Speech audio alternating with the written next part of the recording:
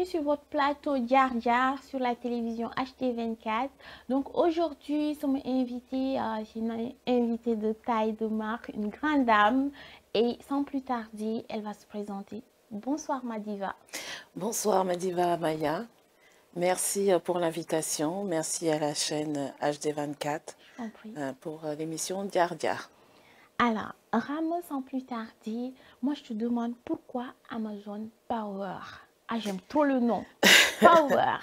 Alors Amazon, c'est tout simplement parce que je suis quelqu'un qui est très protectrice au sein de la famille, avec les amis. Et puis, le power, c'est tout simplement le pouvoir subtil de la femme au sein du foyer, de la famille et de l'entreprise. D'accord. Bah, en tout cas, tu as bien choisi. Hein. Ouais. Merci. Je t'en prie, En Rama. fait, on l'a choisi pour moi. Enfin, et puis du coup, je me suis dit, bah, pourquoi pas l'adopter? D'accord. Donc, c'est pas toi qui l'as choisi. Non. C'est qui le on? Le on, c'est le papa de ma fille. Machallah. Voilà, donc il a toujours dit, ouais, tu es une Amazone, tu es notre Amazone. Donc du coup, tu as beaucoup de pouvoir. Et donc voilà. Ça fait plaisir. Ouais. Oh là là. Alors, Rama, sans plus tarder, est-ce que tu peux nous parler un peu de toi? Qui est Rama? Parce que Rama, on la voit un peu une femme forte, battante, comme tu viens de le dire, qui a le pouvoir. On te voit en management, mais on va y revenir tout de suite. Rama, on aimerait bien te découvrir. D'accord. Alors, bah, je suis issue je suis l'aînée d'une fratrie. D'accord.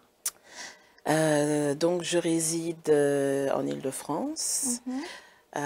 Donc, j'ai suivi des études de comptable. Et donc, j'ai exercé, je continue d'exercer dans le secteur du recouvrement de créances bancaires.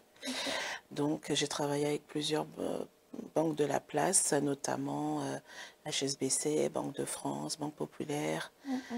Voilà, pour ne citer que. Et puis, je suis également... voilà, j'ai eu un coup de cœur au niveau de l'entrepreneuriat également. Enfin, coup de cœur, si je peux dire ça comme ça, c'est parce que mon papa aussi a fait de l'entrepreneuriat à sa façon. D'accord. Voilà, donc il a hérité de ton papa. Voilà, bon, il y a aussi le grand-père à côté maternel, il y a un petit peu la maman aussi. Donc, on va dire c'est un peu la famille. Dans la famille. Voilà, donc c'est un peu ça. D'accord. Alors, Rama, moi jusqu'à présent, je n'ai pas encore eu ma réponse. J'aimerais bien que tu me parles de toi, Rama. D'accord. Côté entrepreneuriat, je te dis, on va y revenir tout à l'heure. Oui, oui. Mais qui est Rama? D'où Rama, elle a puisé sa force? Parce que Rama, quand on te voit, on sait tout de suite que il y a de quoi? Il y a du matériel derrière. Alors, la force, je la puise d'où? Ben, tout simplement, c'est vrai que beaucoup de personnes vont dire mon modèle, c'est Oprah Winfrey, c'est Barack Obama, enfin, et d'autres. Mais moi, je vais dire que cette force, je la puise chez ma maman. Parce que je l'ai vue toujours en train de se battre, voilà, et c'est quelqu'un qui ne lâche rien, et même si elle sait que, comme on dit, foutu pour foutu, elle dit non, c'est pas foutu. Donc elle continue, et c'est vrai que voir un exemple comme ça au sein de la famille, comme on dit, les enfants répliquent ce qu'ils voient, et je pense que voilà, le fait de voir maman et puis même papa se battre, je pense que voilà, c'est comme ça que je puise ma force en fait. D'accord. Alors Rama, ça fait plaisir. Franchement, ça fait plaisir de t'entendre parler. Connaissant Rama, une femme qui ne lâche rien du tout, est-ce que c'est facile? C'est très difficile. C'est très difficile dans le sens où, dans l'entrepreneuriat, surtout quand on est une femme, moi, je sais que ma première expérience, je l'ai vécue avec un partenaire sénégalais. Et c'était dans quoi? C'était dans l'élevage de poulets de chair. D'accord.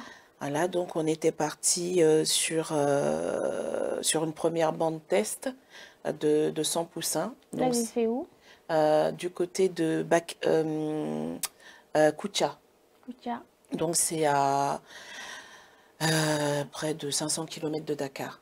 Ok. Voilà. D'accord. Donc c'est pas loin de Bakel en fait. Mhm. Et si je me trompe pas. Mhm. Et du coup, donc la première bande, ça s'est très bien passé, la deuxième bande aussi. Mhm. Après, on est parti sur la culture d'arachide, sur 1,5 hectare, pareil en phase test. Bien sûr. Voilà, donc tout s'est bien passé jusqu'à un moment donné où le partenaire ne donnait plus de signe de vie. Il m'a fait croire que sur 1,5 hectare, il a pu obtenir que 15 sacs de 100 kilos d'arachide, Ah non, alors c'est pas que le sac possible. de foin, il y en avait près de 180. Chercher l'erreur, je dis, c'est vrai que je n'ai jamais cultivé d'arachide, mais sur 1,5 hectare quand même. En 15 gros, sacs? oui, oui, oui.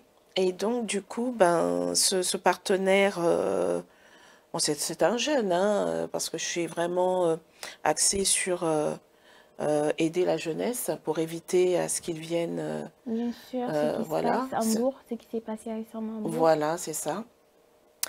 Et du coup, donc j'ai choisi de travailler avec ce jeune-là, Mhm.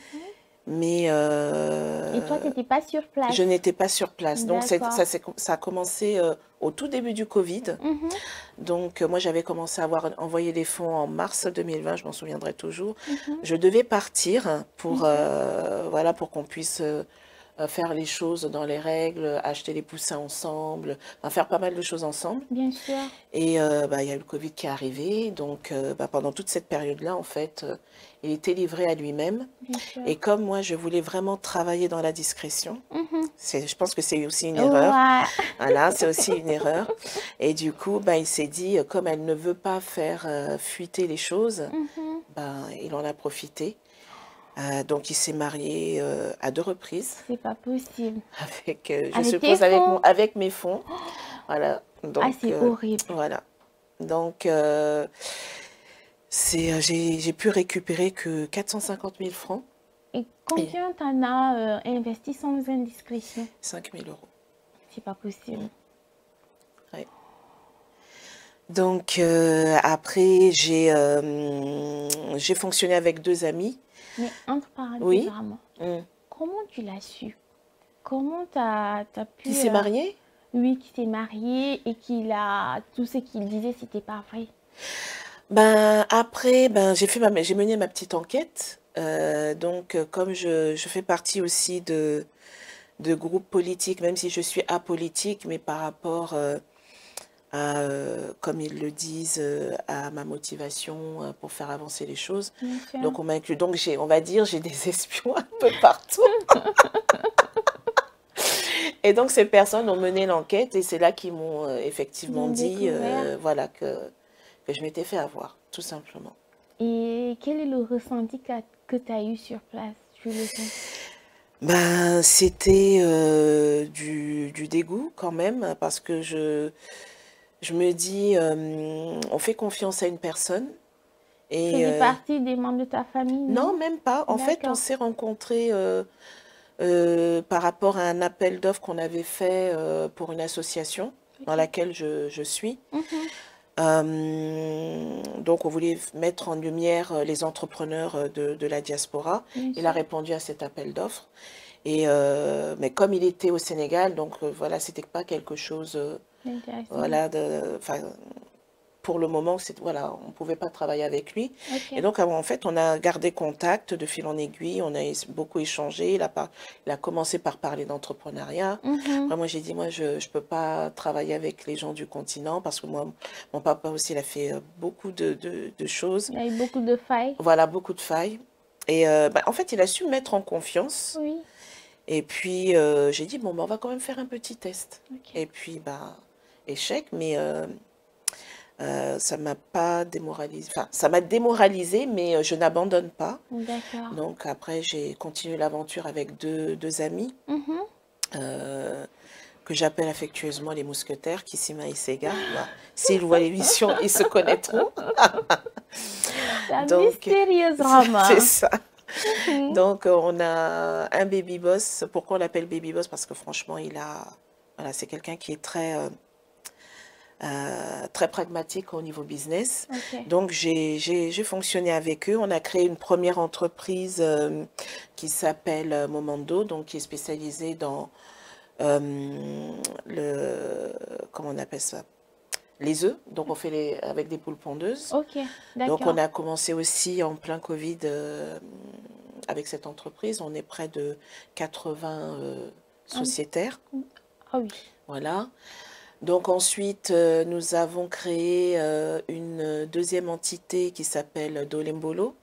Donc dans cette entité, c'est de l'agriculture. Oui. Donc culture de piment, de papaye, de gombo. Toujours au Sénégal? Toujours au Sénégal. D'accord. Malheureusement, le PDG, on ne sait pas ce qu'il a fait des 160 000 euros. Non. Donc, on est en pleine procédure Actuellement? actuellement. Donc, on essaye de relever doucement la tête hors de l'eau, mais c'est pas évident. Parce que dans cette aventure, on a quand même entraîné près d'une centaine de personnes, des parents, des personnes qui sont à la retraite, des femmes seules voilà, qui ont voulu investir. Bien sûr. Donc, c'est un peu... Et vous endossiez l'entière responsabilité? Ah non, non, on ne l'endosse pas parce qu'il y a quand même un coupable qui est le PDG. Et donc, en fait, l'affaire, elle suit son cours et puis voilà. Et on est sur une troisième structure. Ah, tu lâches pas, hein? On lâche pas, enfin je lâche pas, qui s'appelle les Fermes d'Afrique. Donc là, pareil, on a commencé avec les poulets de chair. Oui. Donc on est à notre quatrième bande. Donc après, s'il y a des intéressés pour intégrer cette entreprise, il y a toujours des parts. Bien sûr. Donc voilà un peu le cheminement de Rama au sein de l'entrepreneuriat africain. D'accord. Voilà. Alors Rama, comment tu le vis actuellement? Est-ce que c'est évident de se faire avoir comme ça une fois? Mais là, tu m'as parlé de 260 000 euros. Oui. Comment tu le vis? Ben, heureusement, je ne suis pas toute seule. Sinon, je pense que oui, ça allait être très, très, très compliqué. Mais ben, c'est toujours triste de se dire qu'on se fait avoir par les siens, en fait. Ouais. Et c'est ça, en fait, qui est triste. Parce que j'ai également une ferme également de poules pondeuses, pardon, au Bénin. Okay. Et j'ai même pas besoin de demander à l'associé de me faire des rapports, il le fait automatiquement, régulièrement. Et c'est ça que je déplore. Après, je ne sais pas si c'est simplement au sein de la communauté sénégalaise que c'est comme ça, mais c'est vrai que j'ai beaucoup fonctionné au Sénégal et c'est vrai que j'ai essuyé quand même pas mal de revers. Mais je reste debout. Donc... J'espère que tu ne vas pas nous quitter pour aller t'installer au Bénin. Ben, je ne vais pas partir, mais je ferai la navette entre le Bénin. J'ai aussi un potentiel projet en Côte d'Ivoire, donc on va attendre.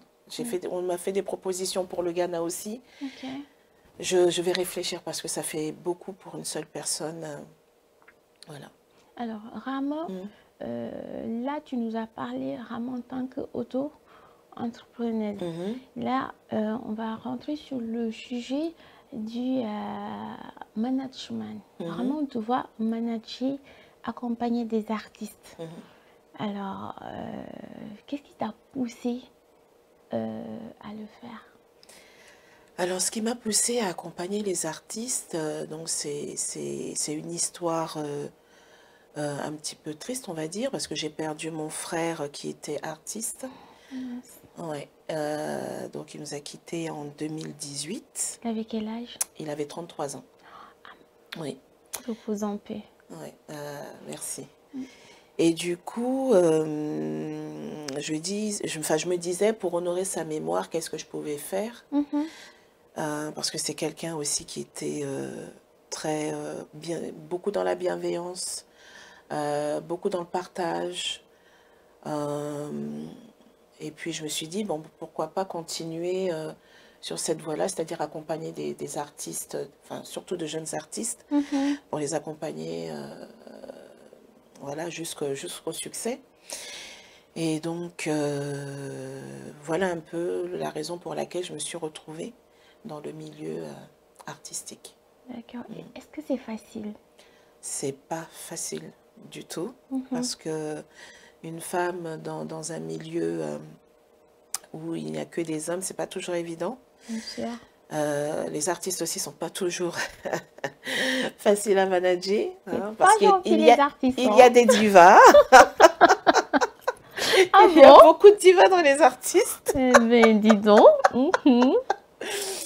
Et c'est vrai que c'est pas toujours évident parce que voilà, quand on essaie de leur donner une ligne éditoriale, eux, ils ont déjà une idée de ce qu'ils veulent faire. Et D'accord. pour les dérouter, entre guillemets, Ce qu'ils de ont en cette... tête? Voilà, c'est pas évident.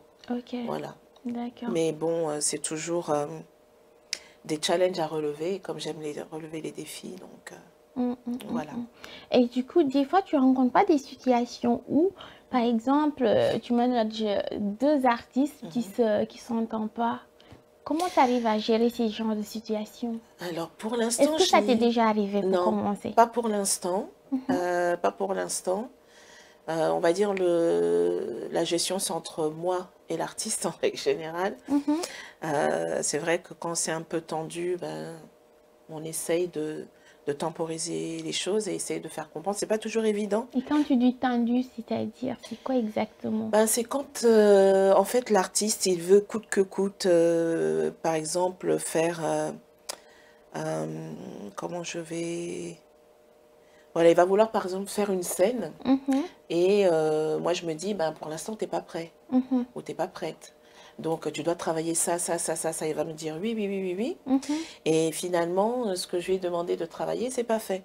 Donc après, bah, après, faut un peu taper du poing sur la table pour se faire comprendre. Et puis bon, c'est pas toujours évident, mais on essaie de se faire comprendre. D'accord. Mm. Et l'effet management, c'est quelque chose que tu as été apprendre, ou bien c'est un don, ou bien c'est, on va dire, un coup de cœur, quelque chose que tu as aimé suite au décès de ton frère et que tu as poursuivi.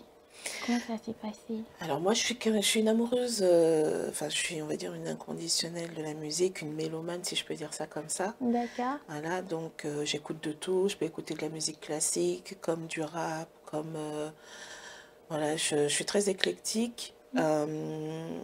Et donc par rapport à cet amour de la musique et par rapport à l'amour que j'ai pour mon frère, voilà, c'est ce qui me permet en tout cas d'accompagner les artistes. Je n'ai pas de formation de management, je le fais D'accord. au feeling euh, parce que j'arrive, Mhm.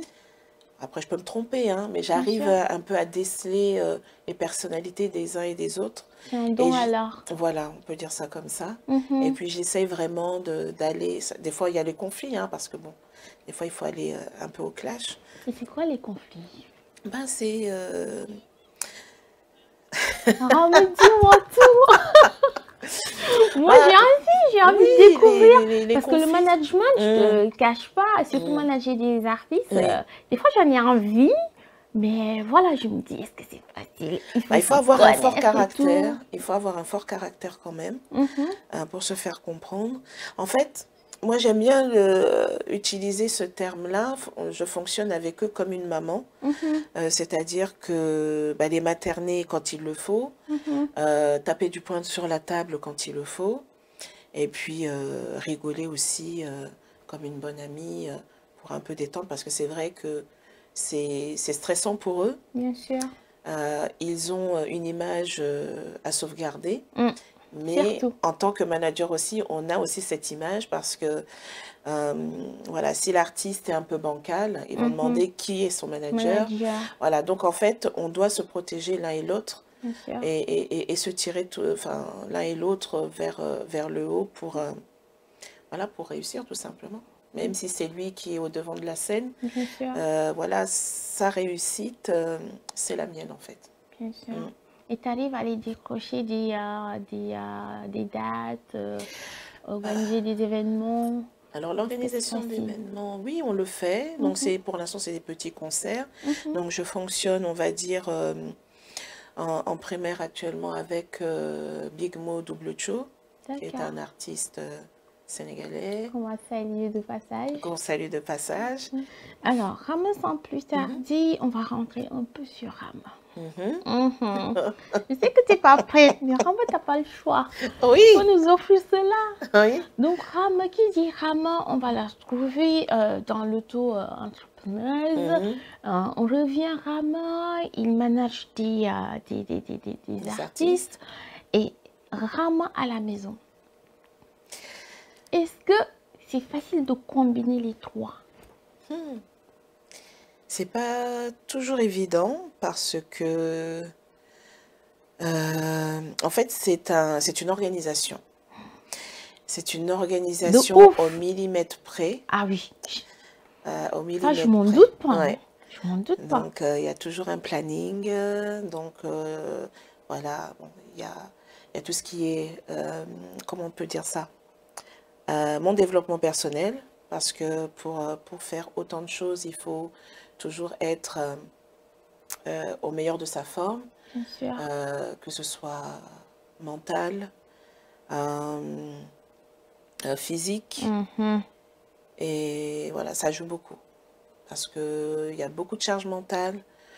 Parce que je ne fais pas que ça, je suis aussi dans des associations. Oula.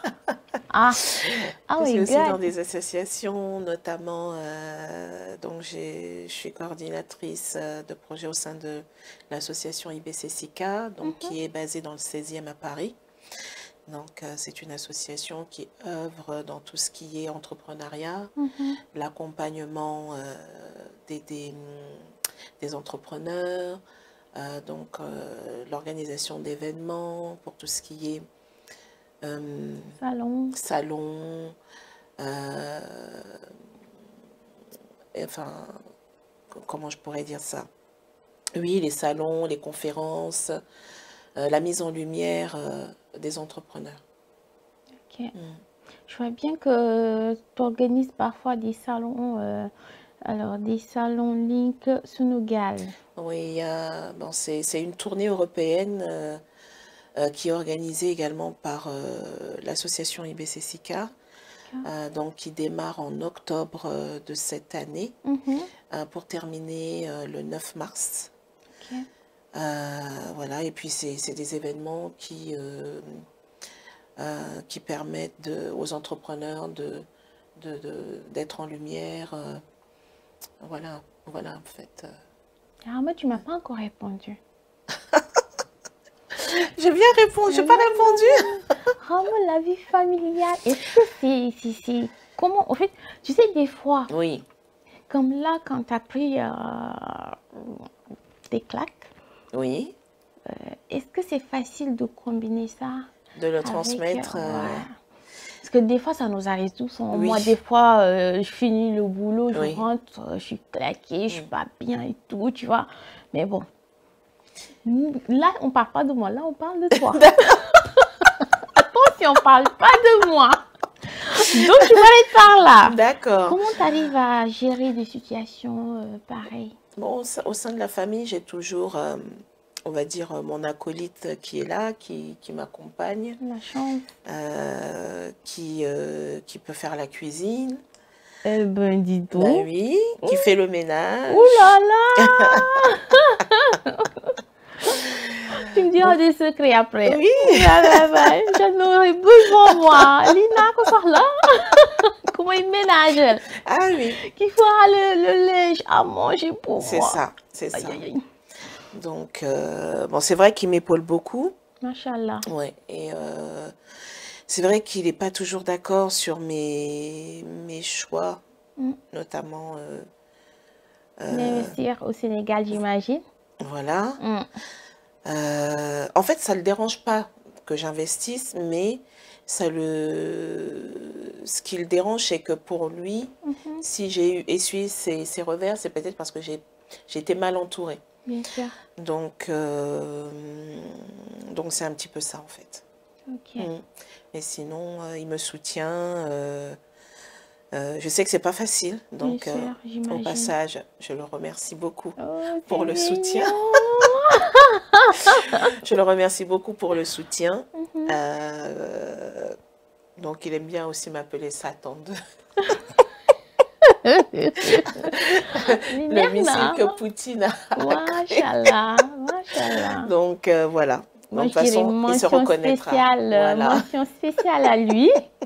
Et du coup, tu m'as parlé tout à l'heure de ta fille. Oui. Comment ça se passe? Est-ce que les déplacements, pour elle, c'est facile? Comment tu le vis? Bah, c'est pas évident, mais j'ai aussi, je suis bien entourée sur ce côté-là. J'ai aussi ma sœur qui est aussi sur Paris et qui m'épaule beaucoup, qui, bon, en Afrique, hein, c'est comme ça, qui est une deuxième maman pour ma chopinette. Donc, au passage aussi, merci beaucoup Aminata. Bah, merci Aminata. Voilà, d'être là pour moi, d'être une sœur. C'est une sœur en or. Enfin, j'ai des sœurs, hein, mais voilà, c'est la plus présente. Elles sont toutes présentes, mais elles sont à distance. Mais celle qui est vraiment à côté, voilà, elle est vraiment présente. Ça arrive dans une famille, à chaque fois, il y a une avec qui tu vas être vraiment complice sur tous les plans. Moi, j'en ai. Elle, tout le monde le connaît. Soukaï, je l'aime beaucoup, beaucoup, beaucoup. Et c'est un amour incontournable. Machallah. Mais Rama, j'aimerais bien que tu me parles dans ta vie, une histoire qui t'a marqué. Oui. Bah, l'histoire qui m'a marquée. Le plus dans ta vie. Dans ma vie, bah, c'est la perte de ma maman, bon, qui était un pilier. Bon, mon frère aussi, ça m'a marqué, mais ma maman, c'était ma complice. En fait, on n'avait presque pas de secret l'une pour l'autre. Je dis presque parce que, bon, il y a certaines choses que je gardais. Bien sûr. Les bêtises? Oui. Même si on parlait de temps en temps de certaines, voilà, comment la femme doit se comporter au sein du foyer, etc. Voilà, il y avait beaucoup cette complicité, quoi. Il y avait beaucoup, et je pense que ça, je pense que ça marquerait n'importe qui, le départ d'un parent, quoi. Bien sûr. C'est difficile, c'est dur, mais on ne va jamais l'oublier, en fait. On vit avec. On vit avec, on n'a pas le choix.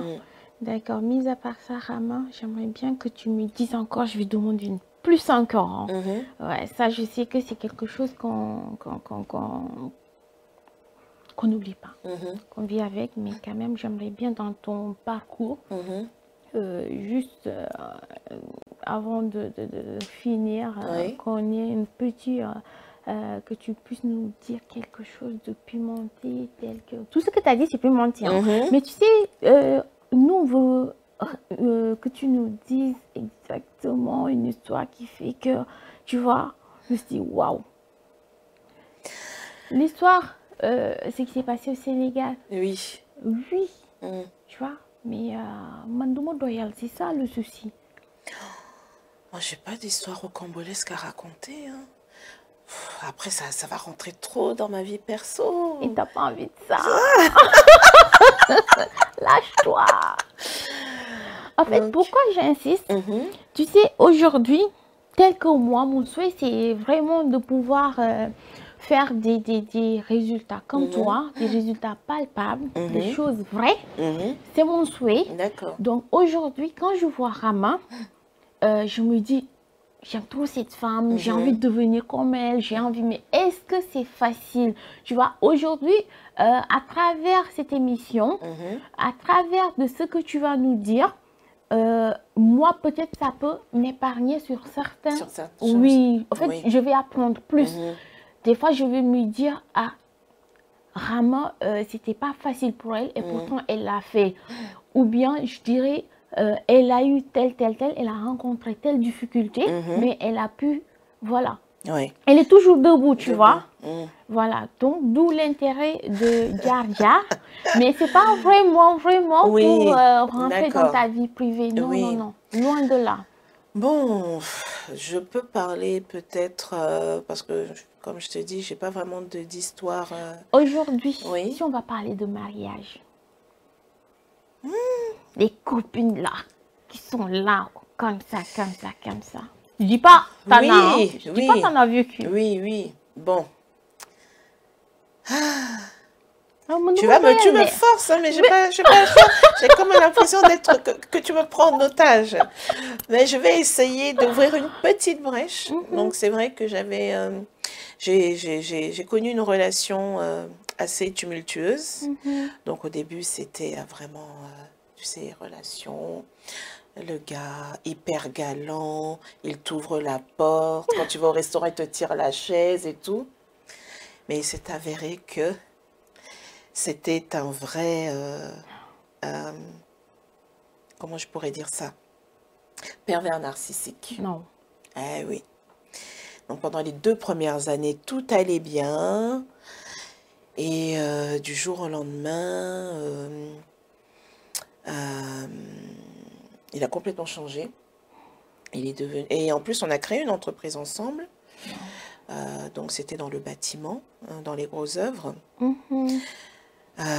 Donc on a travaillé ensemble. Et puis, bon, moi, j'étais aussi tout ce qui est gestion administrative et autres. Et c'est vrai que on a quand même gagné beaucoup d'argent. Et dès qu'il a vu les euros arriver sur le compte, c'est comme s'il était devenu fou. Ouais, il a eu derrière la tête. Ouais. Voilà, donc ça a été... C'est ça les hommes. Ouais, des femmes à gogo. Toutes sortes, hein, des femmes lambda comme toi et moi, ou des professionnels. Bon, après, non, pour couper court, on va dire. Donc, j'ai décidé de le quitter, mais c'était chose qu'il fallait pas que je fasse. Donc, ça a été, ma voiture était balisée, donc il savait où j'étais. Il était posté régulièrement sur mon lieu professionnel. Il avait envoyé, en fait, des gens pour m'espionner. Mon téléphone était sur écoute. Enfin, un vrai film hollywoodien. Ouais, rocambolesque. Et c'est vrai que ça a été très difficile parce qu'il a fallu que je déménage à plusieurs reprises. Ah oui, à ce point. Ouais, que je change mon numéro de téléphone à plusieurs reprises. Peut-être qu'il verra cette vidéo. Il donc, va se reconnaître. Voilà, il se reconnaîtra. Désolée, je ne voulais pas te défendre. Voilà. Là, tu es indéfendable. Je suis désolée. Hein. Je suis féministe, je sais. Donc, il a voulu me détruire. Ben, tu n'as pas réussi à me détruire. Tu as réussi à me rendre encore plus forte. Donc, mais pour ça, je le remercie quand même parce que ça m'a permis d'aller au-delà de... Voilà, donc, merci à toi. Je vis bien. Je vis mieux. Et c'est vrai que c'était très difficile parce que il avait enrôlé les parents, il avait enrôlé mes frères et sœurs, donc plus personne ne me croyait. J'imagine. Et pourtant, voilà, ils m'ont vu grandir, ils m'ont élevé, mais c'est vrai, c'est que on se dit, c'est chez les autres, mais quand on le voit, on le vit du moins, c'est une horreur, c'est une horreur. Je passe les détails parce qu'il y a eu tellement des agressions, ma voiture qu'il avait cassée pendant que j'étais à l'arrêt, enfin plein de choses. Mais ça m'a rendue plus forte. Ça t'a pas diminué? Non, au contraire. Je crois que j'ai été encore plus battante. Ouais. Il m'a beaucoup aidée. Ouais, je vois ça. Moi aussi, ça, parce que je revis des moments assez difficiles, mais quand vous avez ce genre de problème, il faut surtout en parler à des proches. Même si on ne vous croit pas au départ, il faut toujours continuer à parler, parce que c'est vrai que ces personnes-là, elles étudient la psychologie des gens et elles savent quelles sont les failles, quelles sont les cordes à tirer pour pouvoir vous tomber dans leur filet. Et il faut vraiment être forte et être soutenue, parce qu'après, par la suite, mes sœurs ont vraiment compris qui il était, parce qu'il a fait une tentative de suicide, etc. Et quand ils sont partis à l'hôpital, en fait, c'est là où le masque est tombé, parce que d'autres personnes ont appelé, enfin d'autres concubines ont appelé, et voilà, mes sœurs, elles ont dit non, mais en fait, tu étais vraiment courageuse. Ouais. Voilà. Donc, c'est vrai qu'on a toute une petite histoire. Mais, bien sûr. Pas facile à raconter. Et je te remercie parce que tu aurais pu vraiment pas rentrer dans le but du sujet. Mais comme je viens de te le dire tout à l'heure, ça permet à des personnes tout comme moi, je ne vais pas dire d'autres, parce que moi, Rama, je te suis régulièrement et je me vois un jour pouvoir suivre tes pas ou faire plus, mais franchement, tu es une référente, tu es exemplaire. Et d'où des histoires comme ça, moi, ça me motive.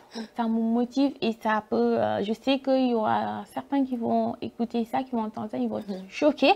Parce que quand tu regardes cette Rama, tu ne verras jamais cette histoire dans son visage. Connaissant la personne, tu ne verras jamais vraiment... Regarde, tu es toute belle, bien maquillée, comme il faut. Merci. Et à chaque fois qu'on te voit, en fait, tu es vraie. Tu n'as pas le ton, une femme bosseuse. Et pourtant, elle a sa vie. Et c'est le plus important. Malgré qu'elle a sa vie, mais elle ne lâche pas. Elle est toujours debout. Ça a été dur, je comprends la situation. Mais voilà quoi, juste pour t'encourager. Donc, Rama, sans plus tarder, quel est ton message sur l'émission Djar Djar?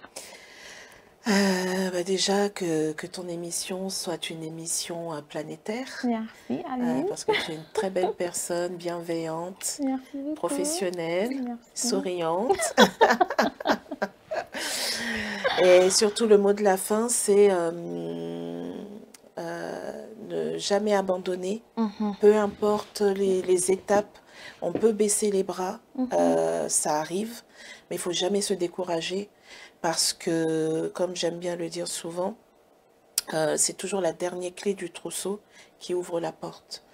Donc, continuez de croire en vous, continuez d'avancer, continuez de vous élever, de rêver, parce que plus vous rêvez et plus vous avancez vers votre objectif. Bien sûr. Et surtout, aimez-vous, parce que ça commence par là, s'aimer déjà, et voilà, ça ouvre, pour le dire comme ça paraît anodin, mais ça ouvre beaucoup de possibilités, beaucoup de portes aussi. Bien sûr, et surtout la confiance en soi. La confiance en soi, c'est très important. C'est vrai que c'est pas facile, parce qu'on a toujours des choses qui nous conviennent pas. Bien sûr. Mais si on ne s'aime pas, qui le fera? Personne. Personne. Donc, commencez par vous aimer, commence par t'aimer, et puis les choses avancent. Oh là là, magnifique. Donc, la famille, je vous dis, l'émission pour aujourd'hui s'arrête là. Rama, je te remercie. HD24, la télé HD24 te remercie infiniment pour le déplacement et d'avoir répondu présente à l'émission Djar Djar. Franchement, ça fait un plaisir. Et moi, je vous dis, la team, restez connectés et abonnez-vous. Max de partage.